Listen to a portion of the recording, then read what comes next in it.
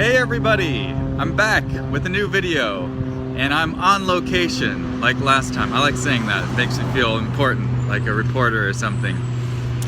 I'm actually having a lot of fun making these videos.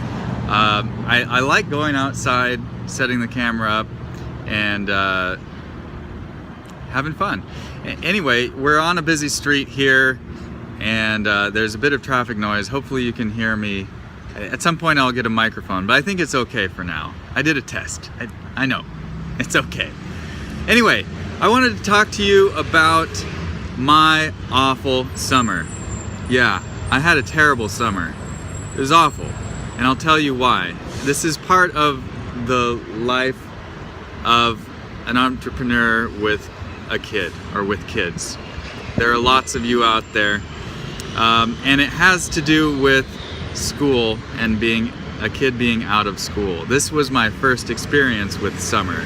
Not summer, but you know, summer, right? When you're a kid, you're in school, and then summer comes, and it's this magical time where school's out, and you have so much fun. Then you grow up and you realize it's only fun for the kids. So maybe some of you can relate. I know that people who work in offices outside of the home, you know, that's why they try to send their kids off to daycares, or they organize summer camps and things like that. But we're trying to save money as usual, right? That's why we're living with my parents and now grandparents. So we didn't want to do those things, and so Lily was at home with me, which was lovely and also terrible. It's funny that it was a little different than before she started school. So she was in kindergarten last year and started first grade this year. So this was really that first summer in between. And before kindergarten started, it didn't seem like that big a deal to me, having her and trying to get work done. Yeah, it was hard, but I don't know, after having a school year's worth of, you know, regular time to myself, from like 8:30 or 9 when I drop her off till about 3 is all mine. You know, I really could get work done. I could do a lot of things. So now that that's gone, that was just, I guess it was just a wake-up call or something. It was just super, super hard. And I ended up, you know, I wanted to be a good parent, and I wanted to do well on my business, do a good job, right? But the paradox there is I did a bad job at both of them, or at least I felt like it. And it could probably be, you know, unrealistic expectations of, you know, what I can get done in a day. So I have these goals, right?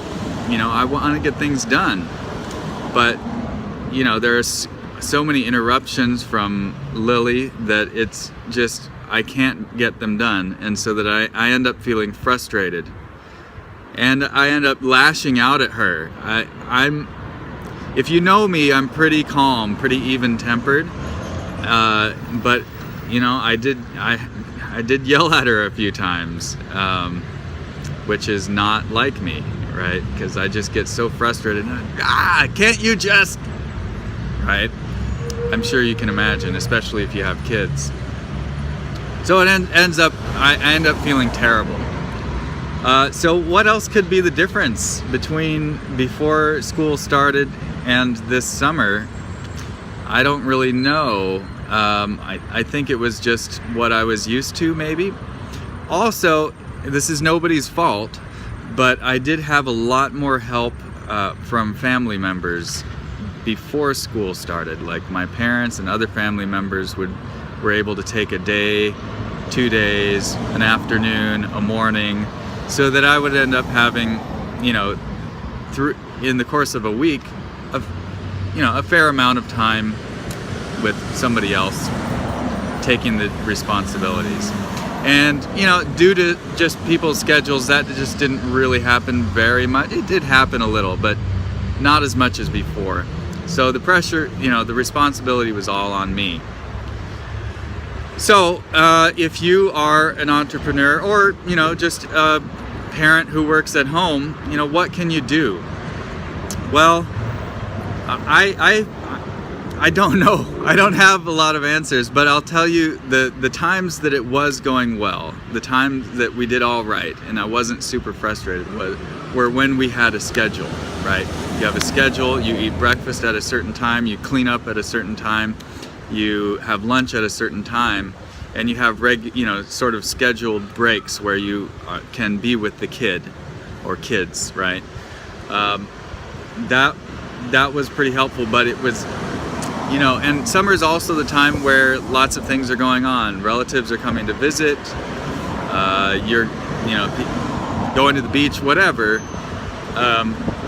So there are lots of things that really mess with that schedule. So it's just really hard to do.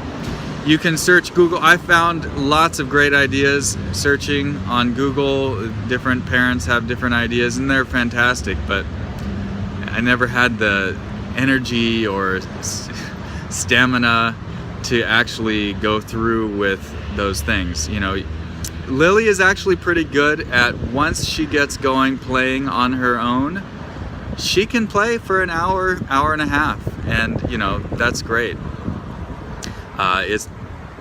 But once that hour is up, it's like, you know, constant interruptions. And the thing about interruptions is, they're real. People think interruptions are not that big a deal, but they really are. That's why you hear people say, hey, do you have 5 seconds, or do you have a minute, or do you have 2 minutes? I have something to ask you. They think it's not a big deal to interrupt you. You know, you hear that all the time in the office, or, you know, just in general life. But really, if that happens, you're pulled out of your focus. You were intensely focused on what you were doing, getting something done, and then this, you know, chatter, you know, oh, do you just have a few minutes? Oh, sure. And maybe it is just a few minutes, but when you go back to focus, you have to think, oh, what was I doing? And that can take you, it can take me like 10 to 15 minutes just to remember where I was, like, you know, what step I was doing in this process. And 15 minutes goes by, and Lily will interrupt again. Daddy, can you get this down for me? And so she pulls me out of it again. And now when I go back, it's like, oh geez, where was I the time before? I haven't even caught up to where I was. So maybe you get, you know, 30 minutes, but if that happens at a regular clip, which if you have a kid, that's what happens. It means that you, during that entire stretch of time where the interruptions started and the interruptions end, you actually never get anything done, nothing meaningful.